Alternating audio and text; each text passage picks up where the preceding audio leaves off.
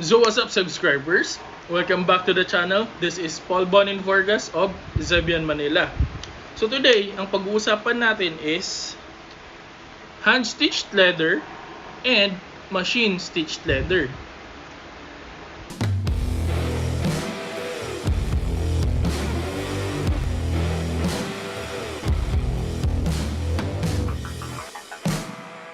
Okay, so bago tayo mag-start,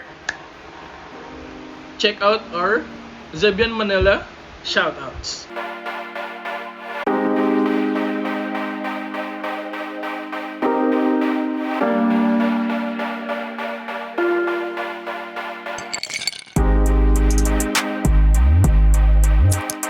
So you have just watched our Zebianmnl shoutouts. That's our first part. So ngayon gagawin natin, papakita ko muna kung ano yung itsura ng hand-stitched leather. So, if you've been watching this channel, lagi nyo nakikita na yung pattern or ginagawa ko na paggawa ng hand-stitched na crafts ko is the saddle stitch. Ganito yung itsura niya. Pinakita ko na different threads para mas mapansin nyo yung difference. So, yung nasa loob niya is usually like this. Ito yung style niya, yung sa labas, and ito yung nasa loob. Para siyang nakaloop dun sa kanya-kanyang butas. Alright? So, yung kagandahan kasi ng hand-stitched leather is once na, for example, this one, itry natin. Ikakat ko tong part na to, yung sa item na parts, ikakat ko.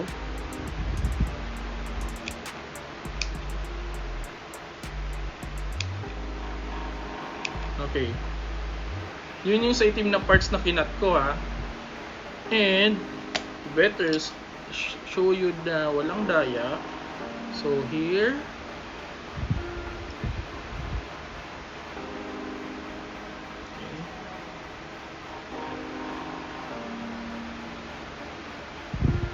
Okay. So since nakat ko na yung black na leather, so natira na lang yung yellow one.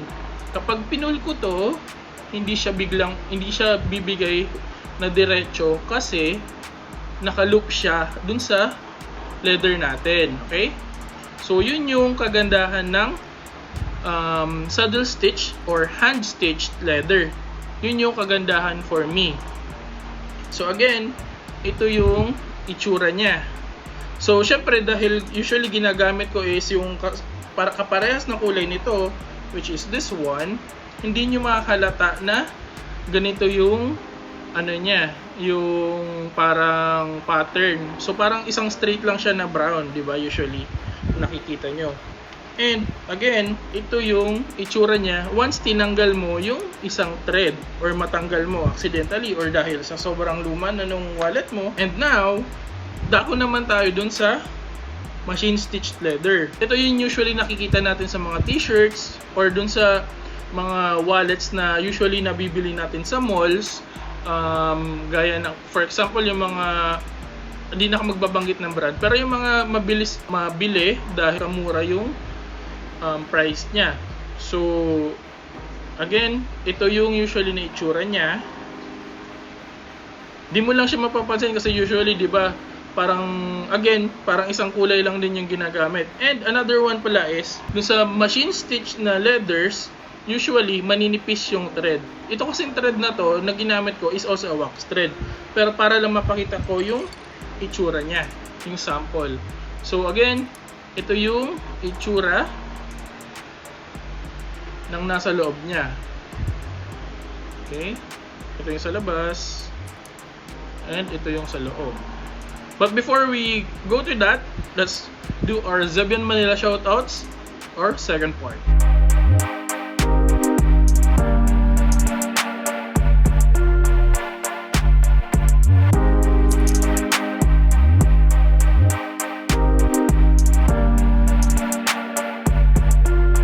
Alright, so we're back again. And again, if you're new to the channel, don't forget to click the like, subscribe, and comment down below kung ano pa yung gusto nyong makita sa mga future videos natin. So again, let's go back to the machine stitched na leathers. Bali yung machine stitch na leathers na binabanggit ko is yung mga maninipis yung tahe. Kasi may mga bagong machine na pang stitch ng leather na mas makapal na yung thread and mas nagiging handmade yung pagkagawa ng wallets. So actually I'm planning to get one, pero pag-iipunan ko muna dahil medyo masyadong mahal. Ito yung itsura ng machine stitched leather. Ito yung nasa gitna. Kaya siya nangyayari is, yung isang needle na nasa taas, maglulup siya ng needle. Kapag pumasok dito sa butas or sa leather natin, pag angat niya, may hook na, may needle na may hook sa kabila na side, sa ilalim, tapos i-hook niya lang yung thread. So, nangyayari is parang ganito, parang nakaloop lang siya. So, ganito yung mangyayari once may mapigtas sa part na to. So, let's try dito sa may bandang to. Sabihin natin, accidentally na nagunting or na cutter yung mga threads. So, ganyan, di ba? So, let's say, ay, napigtas. Napigtas yung thread. Anong gagawin natin? Wait, where's my... Okay, there.